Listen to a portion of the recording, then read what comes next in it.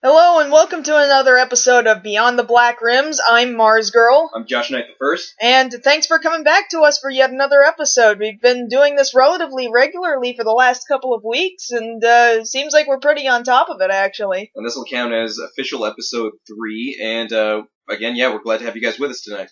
So, what's been going on with you this week, Josh? This week, not too much, more play practice, a little bit of dental work that's not exactly promising sounding, but you gotta do what you gotta do. Not really nerd-related either. Unless bad dental work correlates with nerds. Maybe it equates to bad hygiene in nerds. But this one isn't due to bad hygiene, is it? No, this is just sucky stuff happening to you, unfortunately. That is rather unfortunate. Nerd-related, I picked up all of Sherlock, both seasons, at Target, that for $50. That was a good deal. That's relevant. Yeah. Well, as for me, this is probably getting out, too cutting it too close, but I'm gonna be at GATOCon this weekend, actually, and I've got 2 panels, I hope. They were telling me I have the second one, but for certain, I'm on a panel with Lankara and Obscurus Lupa. So that's a general That Guy with the Glasses panel, and that's in Kingsville. So if any of you guys are going to be there this weekend, and it's just 2 days, just the Saturday and the Sunday. The 16th and 17th?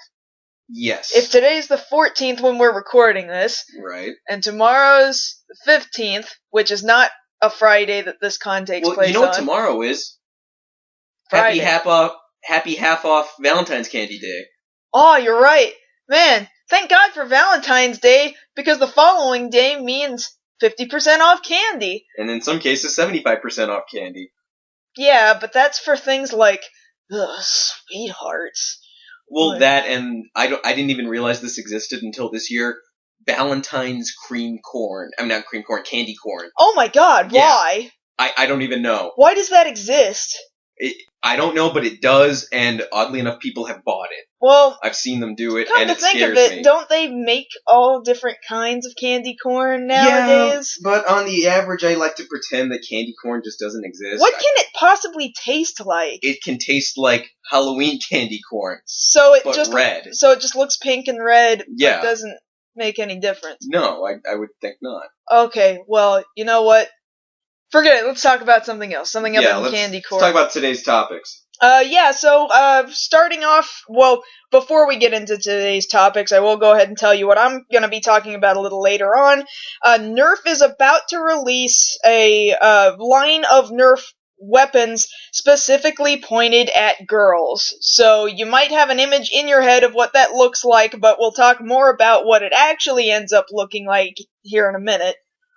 And I'm going to be talking about how just this week a trailer was dropped for a new installment in the franchise Ghost in the Shell, which is both known here and, of course, where it comes from Japan, chronicling the early days of the main character, the Major, and her involvement getting into Section 9. And following that, we'll both be talking about Star Wars! There's just all kinds of news regarding Star Wars that's been piling up over the last couple of weeks, and we're just going to talk about the major roundup, sort of all these different news articles that have been piling one on top of the other. We've got some stuff to say on that. Really, it's pretty exciting. Definitely. Not as scary as one might think. Well, but let's not get ahead of ourselves.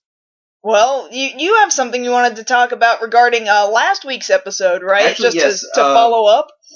Yes, we did last week's episode, and we had been talking about the first episode of Power Rangers Megaforce.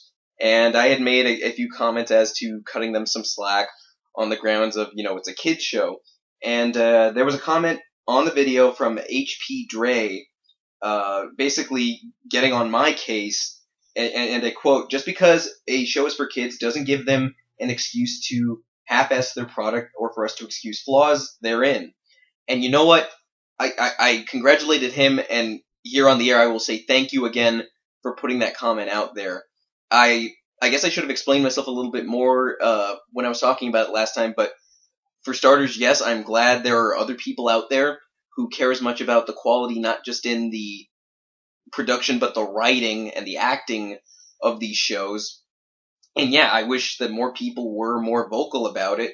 That way change could happen and these shows wouldn't have to be seen as, by so many as drivel, and actually have some real content in there. Well, because some of the content that you have created for YouTube in the past has been to expect more. Right. And despite what it sounds like, yeah, you are expecting more out of children's television programming. That is correct. But, yeah, in some cases, I suppose I am surprised by the things that you let slide, and the things that you're like, no, this needs to be produced better than what we're getting. We deserve better. I'll clarify as much on Megaforce that the amount of slack I give them is in regards to putting myself in the mindset I was 20 years ago when it came out. I was 8 years old, and I was glued to my television that Saturday morning when episode 1, Day of the Dumpster, aired. And the product they put out there had me entranced from the get-go. What I'm saying is that they are providing at least that much content here for the most part, save, the wooden line delivery. Which, wouldn't that mean that in 20 years they have not progressed? Right? Because you could make that argument. I concede that, but at the same time... Because think about it. We as kids at that time had never seen anything like it before. So despite the fact that it was really shoddy American footage jammed really square peg into round hole-ish into Japanese footage, we ate it up like crazy. Oh, yes, I did. I remember being there glued, running out and Mom, Dad, I want a Megazord, I want a Morpher, I want this, that, and the other.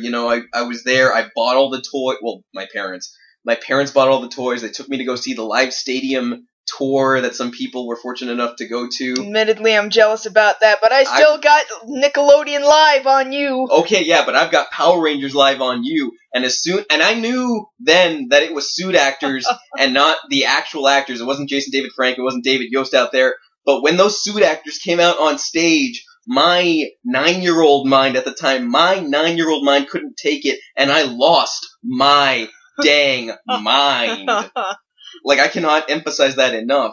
And I'm saying they are at least providing that much to children of that age now.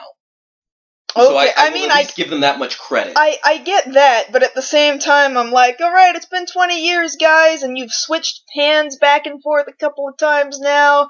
Okay, you can do better than this. Yes, they can. Now, as far as, releasing products and stuff, man, they're shoveling stuff out like nobody's business. And, which, I guess they did in initial release too, but I think nowadays it's buy this product, and this product, and this product, and this product.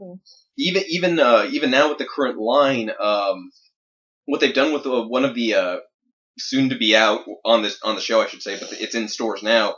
One of the Megazords they'll be using, the Go-Sager version of it, it's three robots in one box, and that's the Megazord. Here they've split it up into 3 separate products that you have to purchase to make this giant Megazord. And which has worked for other toys in the past, right. But have they not ever done that with Power Rangers before? It's become more of a recent practice in the last few years. I'd say since, I guess RPM over here that they started doing that. Or no, not RPM, I'm sorry, Jungle Fury. That they started splitting stuff up that way it forced you to get all the products. But long story short, not to dwell on this too much longer, just I give them as much credit as that, but yes, if more people become more active in voicing that they want better out of the show, then we will all be better off for it when they start listening to us asking for a better product. Of course, they're also just going to listen to parents and their wallets, and if the kids scream loudly enough that they want these superheroes and all their toys, then I don't really think it's going to matter. A man can hope. Okay. A grown man who watches children's shows can hope. Okay. Speaking of grown adults playing with children's things... Wow, and you got after me for a bad segue. Wait. It's your rimshot.com. So NERF is releasing this, as I mentioned earlier, they're releasing a line of NERF weapons specifically catered towards girls, and their line is called the NERF Rebelle, and that's spelled like rebel, except the bell part is like belle, as in Beauty and the Beast bell. Beauty and the Beast bell, very feminine. Rebelle. Rebelle? Rebelle? So there's these guns, right? Okay, there are these guns. There's these guns, and, your immediate thought is like, oh man, so they took Nerf weapons, and then they painted it pink and junk. And, well, that's not entirely wrong, but actually, I'm a bit impressed with the work and the detail they've gone to with these. So the initial weapons that people have been able to get their hands on, specifically Engadget, they have a great gallery that they were able to specifically get up close and personal with at least one of these weapons on. They've got this really interesting crossbow, very reminiscent of the old crossbow from, oh god, how long ago is it now? 15 years ago. Say, yeah. And that crossbow is still to this day pursued really hard and is considered one of the best Nerf weapons out there. And it still goes for quite a bit on They eBay. haven't made that weapon in a long time, but they've got this new crossbow, and it's not just, two sticks and you pull back and it's very well shaped. And yeah, there's some pink and purple patterns going on, but it's not like covered in flowers. It's a very nice looking pattern. It just obviously looks like a girl would be more comfortable using it. And it apparently looks like it's a very well functioning weapon. Also, it has an iPod dock cradle. Or smartphone dock. Because eventually they're going to be... What they have already, apparently, is this Mission Central app, which NERF is utilizing to... I don't entirely know all the in-depth little functions that it performs, but, you're using it basically as your crosshairs, I suppose. Right, using the camera function on your smartphone. And it looks like it's basically augmented reality, and you're probably shooting things that don't really exist, but you're still shooting in the real world. Right. So, it's docked on top of this crossbow, and it looks like it's in a very nice, very safe case, and it's really locked into place, so you don't have to worry about your phone falling out. And it's a really decently sized weapon, so it's not for tiny little baby girls. That, and they have, this whole gallery, as we were looking around, this very sleek looking weapon. Very shiny. Looking at this weapon, I had here a picture of that Nerf crossbow that they sold years ago, and it doesn't look all that dissimilar. It's just a little bit smoother on the lines. It's not the hard lines in the design you see in, maybe the Elite weapons that they've released over the last year.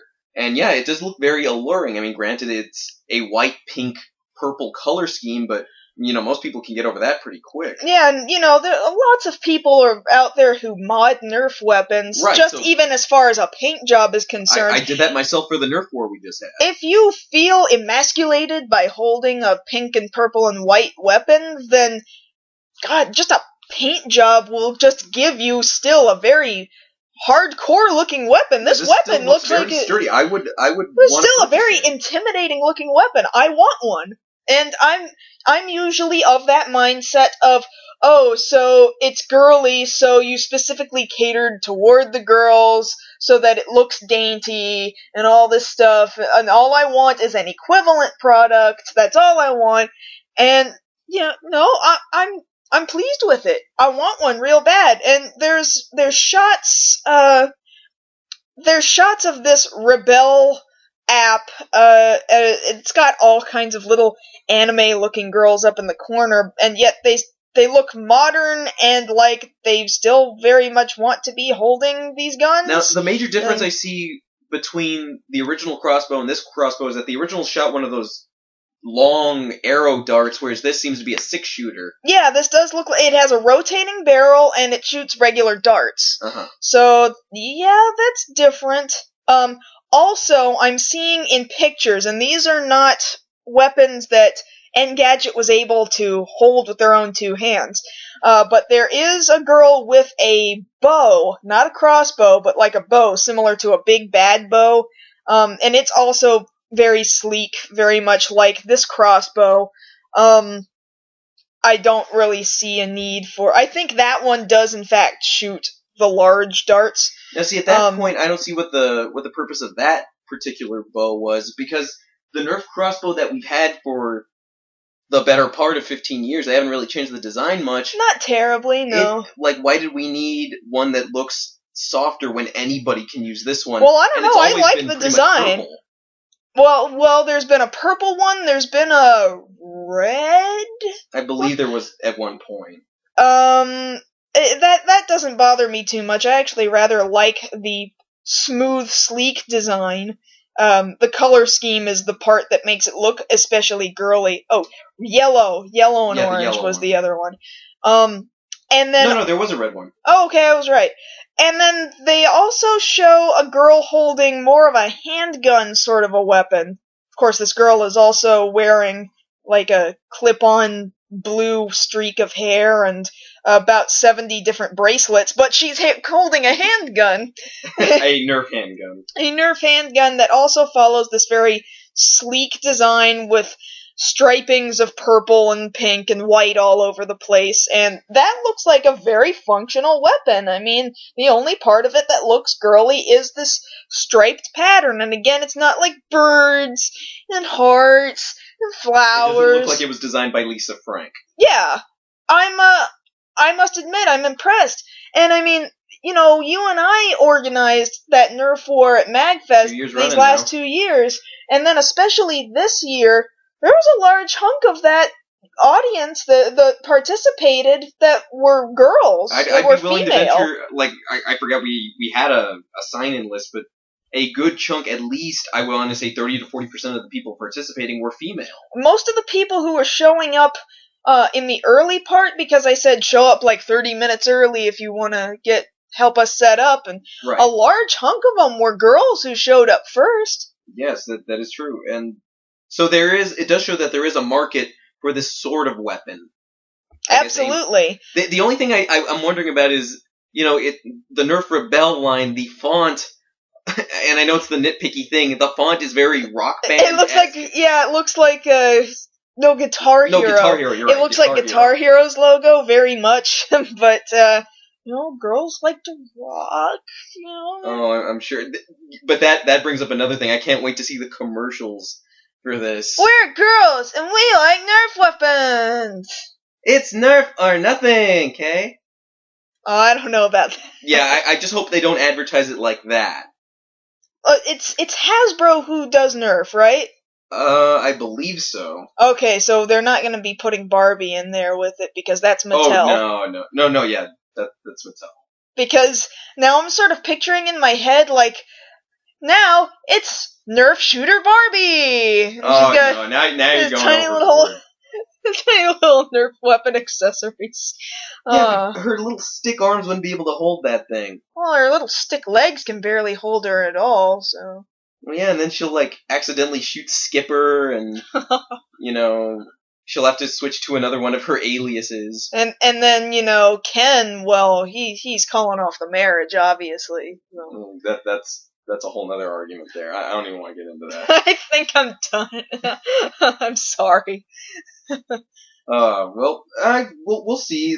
Was there a release date given? Honestly, I don't believe so. I can try and search very briefly within the next 5 to 10 seconds and see if I find anything, but I really don't believe that they have a release date just yet. Fall is the release date. Okay, so Fall. fourth quarter of this year. Yeah. Now, it was interesting. Yeah, fourth. Because I think back to the war, this latest line of elite weapons, you and I in specific, you know, certain states get their shipments in before other states do. We in Texas did not get the weapons that we saw debuted just there that first week of January for at least another month.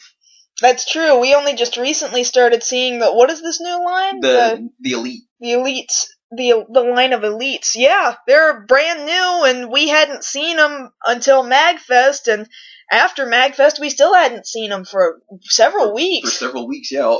About a month, I'd say. So once these come out, we probably won't see them until MagFest again.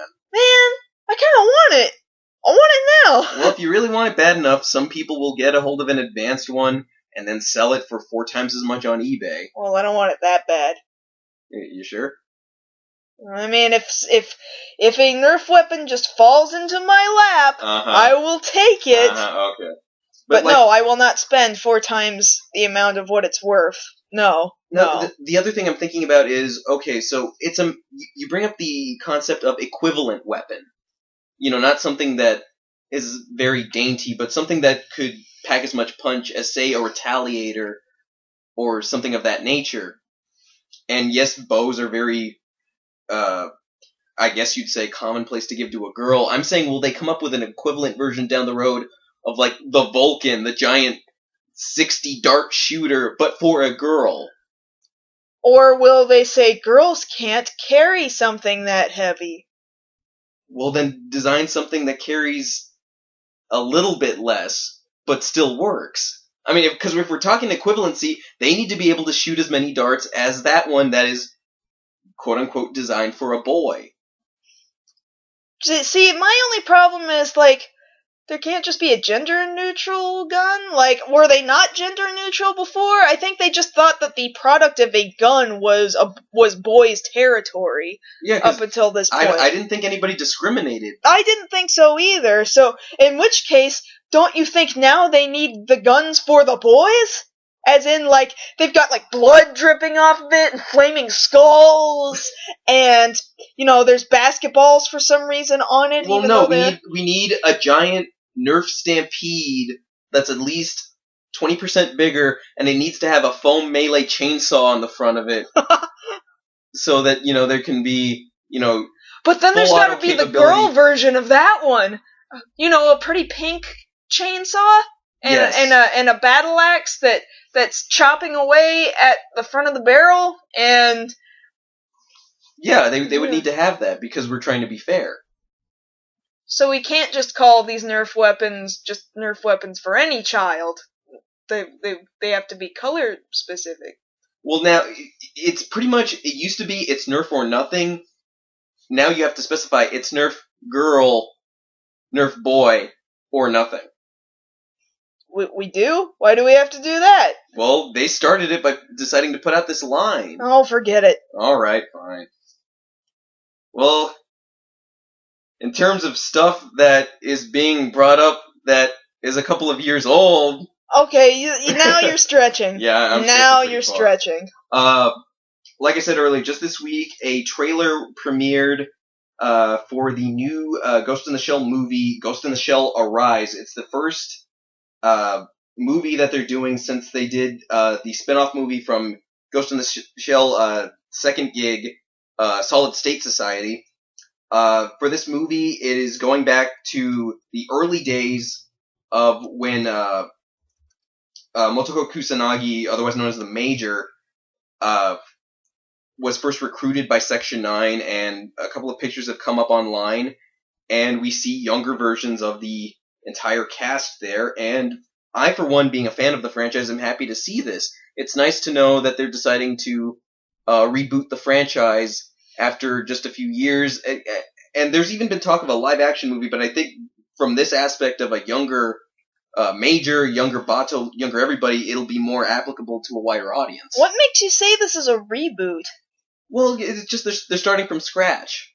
Going with a younger version of everybody. The designs are a little bit more cleaned up. Doesn't that just make it a prequel? Well, yes, it would be a prequel then. Well, yeah. There is this the whole thing about prequel versus reboot. Like, I know it's getting a little bit ahead of ourselves, but episodes 1 through 3, those are prequels. It's not considered a reboot like, say, Batman, the Dark Knight trilogy. It's not considered a reboot at all. 1 through 3 will never be considered a reboot. They will always be considered prequels. But at the least they are a refresh, because the franchise hadn't had a movie out in, 18 years, something like that? I don't know why... Overestimating, I guess. I think using the term refresh might be a little... Because prior to that, they had released the special editions, all in theaters. Well, I also look at it this way. They're not saying one way or the other where this fits in the chronology of either the movies, like the original Ghost in the Shell movie and Innocence or Standalone Complex. I guess you'd say this fits more into Standalone Complex because they're adding characters. Yeah, because those are two entirely separate timelines that have nothing to do with one another. Neither of which you might consider a Standalone Complex to be a sort of, maybe do we call that a reboot, or do we just call it a retelling? Because they're acting entirely different from one another. They're the same characters, they sort of serve the same purpose, but they're sort of doing different things. Well, at base, you have to look at the stories that they're telling. In either version that exists, and I'm talking about the movies, the original movie in Innocence, and all of Standalone Complex, you've got a basic story being told. There's this organization called Section 9 that deals with cybercrime and terrorism led by the Major. Both of those facts are true in either telling of the story. The things that they differ on is what specifically happens, whereas, you're dealing with a puppet master in the movies, or dealing with the Laughing Man in Standalone Complex. One doesn't reference the other. In Standalone Complex, they never talk about the puppet master, and here, this predates both of those in Arise. So I would look at it as I would say both a refresh and to a certain extent a revamp. Revamp. Revamp's the word I want to use. A revamp. Revamp perhaps. At the very least, I would consider it a prequel up until we see where it ends up, where we see their relationships, their behaviors, and what position they may or may not hold within Section 9. Does it tie into the original movie line, or does it tie into the Standalone Complex timeline? I think only then will I be able to decide whether it is, in fact, a reboot / what did you just say? Revamp. A revamp, or if it is just straight up prequel. Let's define that for a second. Okay, you think back a couple of years, and I know I always reference him, but Batman. First movie, 1989. Second movie, 1990, I forget, 92 or 93. Both of those done by Tim Burton. Only 2 years later does Batman Forever come out, directed by Joel Schumacher. The events in Batman Forever Batman Forever references events that happen in Batman Returns. However, it's considered a revamp, because even though those characters have similar memories and some characters are the same, it's a completely different style. Yeah, it's a completely different cast, almost. Yeah, that's why I do not think that those things are reboots. But they are revamps. Yeah, I suppose. But it's like Legend of Zelda, okay? Every single time Legend of Zelda comes out, a new Legend of Zelda game comes out, aside from Ocarina of Time having a direct sequel with Majora's Mask, they're all just... People want to say there's a timeline, and I think Nintendo even released a timeline just to make people happy, because they were so picky about it, because fans will be fans. No, they're all different legends. That's why it's called the Legend of Zelda. They just happen to have the same characters in it, like Link, and Zelda, and Tingle. They're just legends. I mean... And the other thing to take into account here is, similarly enough over here to the Japanese releases, from Ghost in the Shell, the first movie, to I always get tripped up on that, Solid State Society, it was the same cast playing all of those characters. Now, granted, since they're younger, there's a fresh cast providing the voices for all these characters. And specifically, the Major is being voiced by Maya Sakamoto, who, if I want to make sure I get this right, if I'm not mistaken, she was, close for you, she was Lightning in the Japanese. Oh, that totally makes a difference to me. No, it's just because I know how much you love Lightning. I just had to mention that fact. Oh, well, she's the most popular female character in the Final Fantasy franchise. Of course I love Lightning. This is sarcasm! This has been a sarcastic moment. But, no, at the very least, aside from the arguments, reboot, revamp, I am happy that this will come out more than... The thing that I wonder about is how quickly it will get dubbed over here. And whether or not they will refresh the cast over here as well. I don't know about refreshing the cast, but I would imagine, Ghost in the Shell caught real hard fever in the States. In fact, we would not have, say, The Matrix without the original Ghost in the Shell movie. It just would not exist. The Wachowski brothers cite that as a very strong influence, and, watching the original movie and comparing that to the first Matrix movie, it's obvious there. And granted, Bandai was the one distributing Standalone Complex and all of those other movies, but manga... manga! They released the original the original movie, and they're still around, and since this as well is a movie, I would assume they would pick up on that. Entirely possible, considering Bandai over here is no longer printing discs. Right. They still exist. I mean, I don't know what they do anymore, considering they don't release discs. Well, yeah, but I'm talking about Bandai Entertainment. Right, there was a specific division, Bandai Entertainment, and for some reason it still exists, but they don't print discs anymore, so I don't know what they do. But they're not printing discs. They're not, if I'm not mistaken, they're not licensing anime anymore. Yeah, that's basically what I'm saying. So I don't know what they do, so I don't think they would pick up this particular movie. Manga might, but I always felt like manga was, like they kind of took what the other companies wouldn't, which, turns out being really great in some instances, because we got some incredible things off of them, because I think, correct me if I'm wrong, but when you picture manga, and I'm still speaking, of course, about the company, not the product, but when you picture the company manga, I think you would typically think of something that is lower in budget, or perhaps slightly older to license, because that would then be cheaper. Slightly older. Yeah, slightly older, because when you're picking it up immediately like that, then they're like, oh, well, we want money for that. But if it's been forgotten about, then Japan goes, oh, thank God somebody's interested in it. Yes, we'll take whatever money you give us.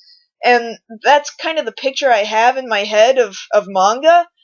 I mean, I don't know if you feel similarly, but...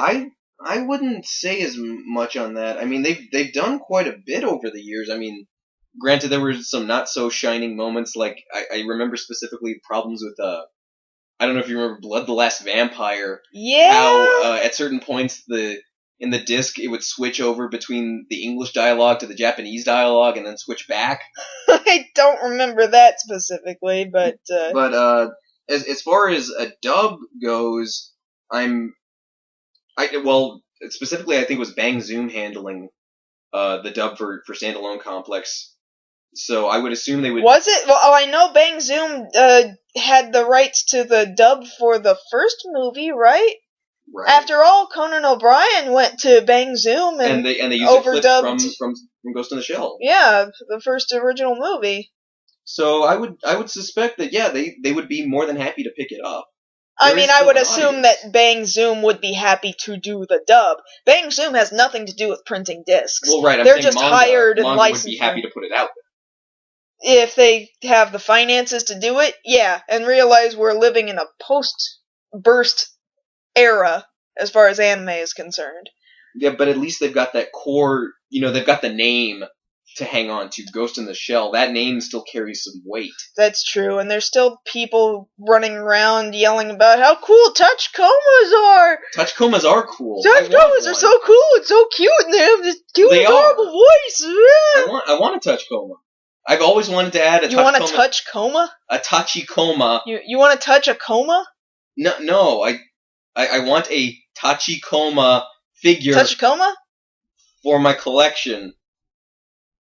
But I can never find one in my price range. I'm sorry. I'm sorry, too. I've got a major statuette. I've got a Togusa statuette. I've cosplayed Togusa several times, but, I still haven't added that Tachikoma to my collection yet. Okay. Hopefully, and that's the thing, too. Watching this trailer, I don't see the Tachikomas in there, but I hope they make an appearance. Well, perhaps they don't exist yet. But Ghost in the Shell. Well, no, Ghost in the Shell without Tachikomas would just be the first movie. Well, yeah. No, they had a multi-peg tank in there, but it wasn't a Tachikoma. It wasn't called Tachikoma, Yeah. no. Well, no, it's just it'd be nice to see them in there as well. I suppose. I wasn't terribly attached to them personally, I'm not gonna lie. Well, that's you. It is me, and I know I'm alone in that. I don't really care. Well, I do, and I love those little guys. You know what I do care about? Oh, here we go. This is Segway Week, Yeah, guys. this is Segway Week here on Beyond the Black Rims, but speaking of things we both like... I like Star Wars! Star Wars! Star Here we go. Wars! So, as much of the world, if you don't know about this, you've been living under a rock for like the past month now. Disney, we'll back this up a bit. One, Disney acquired the rights to Star Wars. Let's start there. That was huge news. Well, they acquired Lucasfilm. Specifically. That's right, Lucasfilm. And with it, the rights to the next set of trilogies, plural trilogies, more than one trilogy, because now they're talking about the next movies, episodes 7, 8, and 9. Not only that, but they're also talking about, at the minimum right now, 3 other, well, I guess I shouldn't say trilogy, but 3 other spin-off movies, focusing on specific characters like young Han Solo, Boba Fett, and supposedly Yoda. The only thing that even slightly concerns me about this is it sounds like overflooding the market with Star Wars. So, yeah, admittedly, it's a lot of information to take in, and there's a lot to talk about, so we'll take it one at a time. For starters, let's go with these spin-off movies. Okay. Dealing with Boba Fett, Han Solo, and now, mind you, this is just the speculation right now. We're still waiting for the hard news to come down that, yes, this is what we're going with. But at current, as of this broadcast, this podcast, this is what they're talking about going with. And in specific, one of the people tapped to write one of these movies is Lawrence Kasdan, who wrote Empire Strikes Back, viewed by many to be the best out of all these Star Wars movies. Well, some say the best, some say the mostest boringest of the 3. I thought it was great. Phantom Menace is the boringest. No, Phantom Menace is the worstest. but no, many people said that, as many stories do, the original trilogy dragged in the middle with Empire Strikes Back. However, I thought it was the comic relief of the trilogy, aside from Comic relief?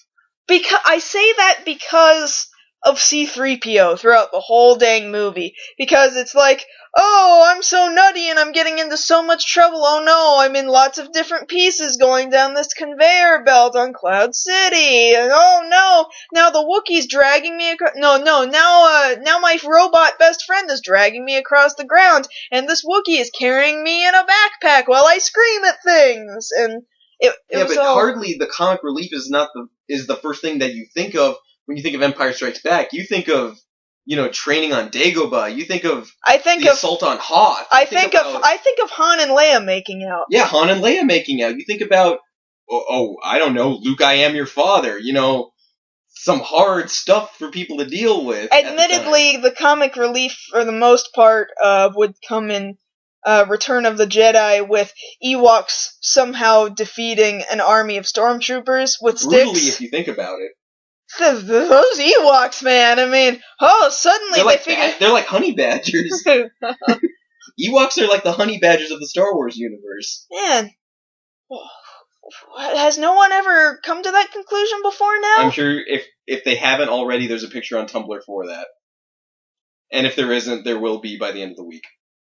Just because you said it. Yeah. And not necessarily because people heard you say it, but because you came up with the idea. Now somebody else in the universe must also have that idea and make an image of it on Tumblr. Well, getting back to it, though, as long as the person who, worked on one of these films, one of the original trilogy, is working on this, that makes me, I would say, sleep a little bit better at night, that they're dealing. Because what else has he done? Didn't you say he did, he also did, Raiders? Raiders of the Lost Ark, Return of the Jedi, Yeah, that's enough proof for me. He did The Bodyguard. Well. Yeah, Oscar-winning movie. It didn't win a Oscar.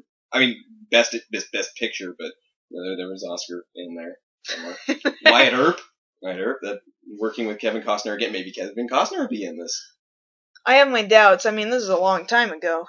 Well, yeah, we're talking about at least 20 years ago. But even then, all the same, like people dare say that by taking George Lucas's power away from him, because that's what happened in the original trilogy. He had a lot of control over Episode 4, over A New Hope. A lot of control. It was his first thing, and it was really ambitious, and he went through all these struggles, and it made it a really good movie. But then he needed input from other people, including this guy, and that's what made it such a good, solid trilogy. But then what happens with episodes 1 through 3. Episodes 1 through 3, they give all the power back to George Lucas, who's a crazy madman by this point, if he wasn't already, and everyone is too scared to take the power away from him, and they're just like, yeah, you can let this train wreck happen. I mean, you have money. I mean, you're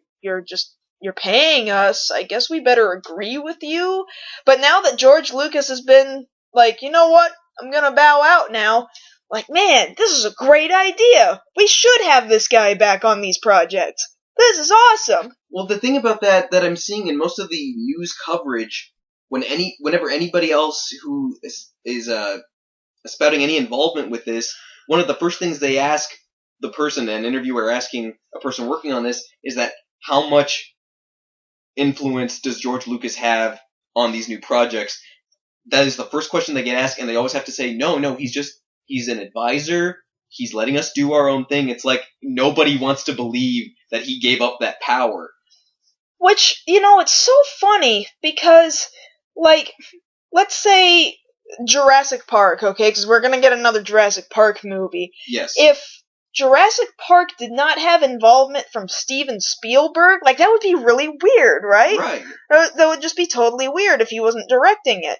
And so... Or at least had something to do with it. Yeah, but, to think that we've gotten to a point where the creator of the amazingly popular, fanatically popular Star Wars franchise no longer has that strong involvement from its creator. It's a weird concept, but it's also weird to think that nobody wants him to be involved. No, yeah. Like, isn't that sad? It's like, that is sad. Good job, you made this incredible thing that millions and millions and millions of people love around the world. Now, please go away. Well, yeah, because it's the whole thing of, going too far with that freedom, with that creative control, that you get all these points that people argue about to this day, especially about episodes 1 through 3. Like, there's too many to go into. But because of that, people are very, I guess I want to say shell-shocked that he would give it up, and they're like, no, seriously, he's not coming back, right? Yeah, the way it comes up in all these different interviews, like, is he gone? Is he around the corner? Is he coming? Oh, thank God. But we're still gonna wear the helmet anyway, okay, just for safety's sake, with the tinfoil wrapped around it and everything. Right. We're just gonna make sure. And to go ahead and piggyback off it, now that Lucasfilm has been given over to Disney, they've decided to have J.J. Abrams direct this next one, Episode 7. And, of course, right away you get all these jokes about lens flare showing up all over. Everything's going to look like iPods. Yes. But honestly, it's a... What if the Millennium Falcon is all white and sleek and it doesn't have all those googads all over it and the one satellite dish on the back? And hey, look, if he wants to sign up for Dish Network and not get, cable, that's fine. That's Han's decision. All right? But me personally, I'm all for J.J. Abrams handling this new trilogy, or at least this first one. I love the work that he did with the reboot of Star Trek. he took something Man, that needed some polish. that's a weird concept, isn't it? For a director to direct these two bickering fandoms, like Star Trek and Star Wars? Like, some people would take the point of, he's got too much power! Like, what happens now with the sort of scenarios you get with, like, the movie Fanboys? Exactly. What do you do? Like, it's like two different estranged children suddenly realize they have the same father, and then it's like, do you just have these sibling rivalries? Like, well, it takes sibling rivalry to a whole nother level now. When you find out one person's dad is also your dad, you don't look at it at the standpoint of the you could. You mean the way that Luke found out that Luke's father was also Leia's father? Yes, you could view it as such. Because, from there, it's a whole thing like, how do we handle holidays anymore? I can't really make fun of you. There was that whole kiss thing so you don't want to talk about that, right? We're just not going to talk about it. And really, I think it's a fanboyish thing to say, well, he can't direct. It's just not right that he handles both properties. It should be given to somebody else who's more objective. But you think about it, he had to have gotten the job based on the work he's done. And the numbers show for themselves. He's already working in post-production right now on Star Trek Into Darkness. That's going to come out in like 2 months, 3 months, something like that. In May, right? May, I believe. Yeah. And so, he's talked about, Star Trek 3, but obviously he's now going to have to focus on Episode 7. Now, the thing that worries me about this, not so much as his direction, because direction is only part of it. You've also got to think about the writing, and then you've also got to think about the release date, which is only a little less, or a little more somewhere than 2 around years. 2 years away. That is quick. Well, that must mean that they've been working on it for some time. Like, in fact, as soon as George Lucas announced, I'm allowing more Star Wars movies to happen, and I have no involvement. By the way, there's going to be a movie coming out in 2 years. See you guys. Like, you've been planning this, haven't you? This has been in the works, and nobody knew. Can you imagine how much hush money there must have been? Well, that's going the thing. Around? Because of the fact that this is Disney we're talking about that's bought the rights. Mind you, they've already got Marvel in them as a part of their company now. Now they've got LucasArts. Their amount of giraffe money has gone through the roof. Do you remember the end of Akira where Kaneda? No, Tetsuo is swelling like a balloon. Yeah. And he's just sort of grabbing and absorbing things. I'm tattooing Disney across this big bulbous thing, right? And it's just sort of enveloping everything in its path. I can feel George's pain. Yes. Well, that's. Watch out! They're gonna get Square Enix next. Oh God! Well, they kind of already have them with. They got them by the balls with Kingdom Hearts. They got them. It's already there. But yeah, the amount of hush money / giraffe money, because I love the phrase giraffe money, that they had to pay to somebody, because this is stuff that would break all over the world, and people had to hold on to this information for who knows how long and not be able to tell anybody. So I'm curious about all these movies, and I guess especially the spin-off ones about, like, Han Solo's early life. Right. And you would think the expanded universe is considered canon. It's considered Star Wars canon. You would think that they would have to acknowledge things that occurred within the expanded universe at this point, right? Unless they decide to stomp completely all over what's been written in the expanded universe, which would be bogus. What I heard, the Han Solo project in specific would be based off an expanded universe novel, one of the first ones that came out. If I'm not mistaken, Han Solo at Star's End.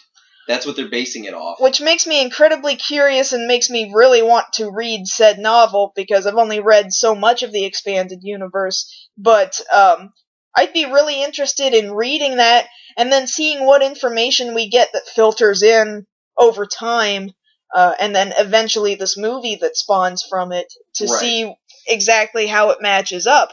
Because, think about it, if they decide instead to squash that idea and then just make up their own stuff and step all over pre-existing expanded universe, there's going to be a lot of upset fans out there. Yeah, there's going to be a lot of butthurt. Oh, yeah. A lot of butthurt. Especially over the Han. I mean, come on. Yeah. The Han is a fan favorite. Well, yeah, and then one of the more popular posts when these projects were announced was, so out of all the one-shot movies, will the Han movie shoot first? InstantRumShot.com. And, but as far as episode 7 goes, getting back to that in specific, there's the question of, are they going to go with expanded universe, like Luke rebuilding the Jedi Council, or are they going to indeed tell their own original story? Will it even involve the Skywalker name in any way, shape, or form? Because there's plenty of story to be told on that. Yeah, in book form, just that comic book form. It's just that I feel like spin-off movies maybe should have less Skywalker in it, but the main core stories of 1 all the way through 6 are about the Skywalkers. Right. And I feel like if you're going to tell it as part of this numeric series, it should probably continue to be about the Skywalkers. Now, the interesting thing about that is that the expanded universe, for the most part, we're dealing with an older cast, aged, say about 30 years. From episode 4 to now is, well, what do you know about 30 years? We could have, and I know it's a nerd's dream, we could have Carrie Fisher, Harrison Ford, Mark Hamill come back and do these roles again, and, bring that originality back. Oh, do you think Kashyyyk is dead by that point?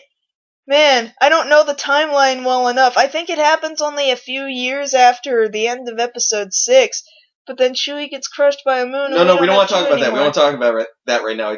I don't have the tears right now. I don't. Oh, I suppose you're right.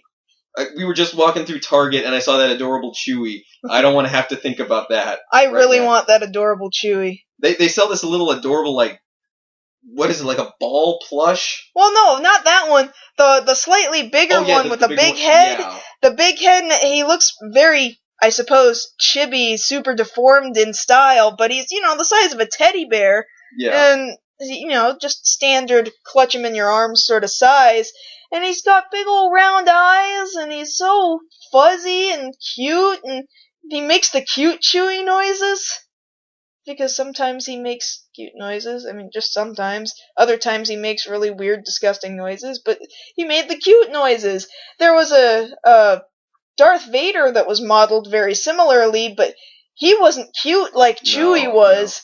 No. Chewie was adorable. Admittedly, that's something they could do right there, is cover Chewbacca in a spin-off movie. That's true. Oh, cover his death? Oh, that would be so sad. But it could be room to tell an awesome story. Yeah, about how he saved all of everything by being hit with a moon. That is hardcore. That is you couldn't kill Chewie unless you hit him with a moon. That's the kind of thing you have to say about, Goku or something like that. And even then, I think Goku would survive being hit by a moon. Or if he did die, he would just come back. They'd find a way. But I think we've kind of run this as far as we can take it for now. I guess so. Long story short, these movies are coming out soon. News is coming out just about every other week now, and as soon as that drops, more than likely we'll talk about that and casting and things like that down the road. Sounds pretty good to me. Right. So, I guess we're going to wrap it up there. Yeah, so with that, thank you guys for listening to us talk for another hour yet again. I think we're doing a pretty good job of keeping under an hour every single time. I'm surprised that we're doing that consistently. Yeah, man, we're not even trying, are we? No, at this point, no. Maybe we should try and push it to its limits. But then, no, I think we're good. But then that would get dangerous. That might get dangerous. Alright. So again, if you guys are going to be at GATOCon in the Kingsville area this weekend, and again that's the 16th and 17th, again I'm going to be there with a panel for that guy with the glasses. Hopefully I will have my own panel as well, where I would like to be debuting a video for the first time before it hits the internet. So if you're going to be there, be sure and find me. I don't think it's a very large event because it takes place on a college campus. So if you see me, stop me, say hi, get whatever you need, and yeah, we'll just have a good time. And I will be walking around in the general vicinity. That's nice. Yeah. Walking. Somebody will know you. Yeah, maybe. Somebody will recognize your voice. Well, yeah, but if I'm not talking, it's... Well, you should just talk all the time. You know as well as I do that would be incessantly. Horrible. No, me speaking incessantly is the worst thing I can do. Alright, that having been said, thanks again for listening, you guys. I'm MarzGurl. I'm JoshKnightTheFirst. And thanks again for watching, right. Well, it is YouTube. For watching and listening to Beyond the Black Rims. So we'll see you guys next week. Have a good week, you guys.